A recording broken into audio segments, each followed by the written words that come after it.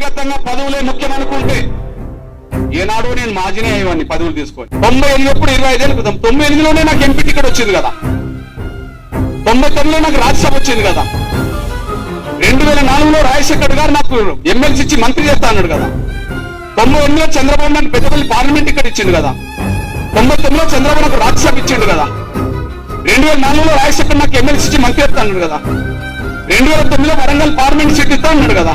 నేను ఏదైనా పార్టీ చేస్తే నాకు అవకాశాలు వస్తాయి కదా. కానీ దానివల్ల నేను, కుటుంబం, నా చుట్టూన్న 10 మంది బాగుపడతారు. కానీ ఎస్సీ వర్గీకరణ ఎప్పుడు సాధించినా 100 తరాలు మాదిగ ఉపకులాలు బాగుపడతారు. పదవులే ముఖ్యమనుకుంటే, ఇంకోటి ముఖ్యమనుకుంటే ఇవన్నీ ఎందుకు? ఈ కష్టాలు ఎందుకు, ఈ బాధలు ఎందుకు, ఈ బొబ్బలు ఎందుకు, ఈ బొబ్బలు ఎందుకు, మోకాలు ఇరగడం ఎందుకు, మోకాలు చిప్పులు అరగడం ఎందుకు, కాళ్ళు ఇరగడం ఎందుకు, ఇవన్నీ అవసరం. జాతి బిడ్డల భవిష్యత్తు ముఖ్యమనేసి మీరు ఆలోచించుకోండి.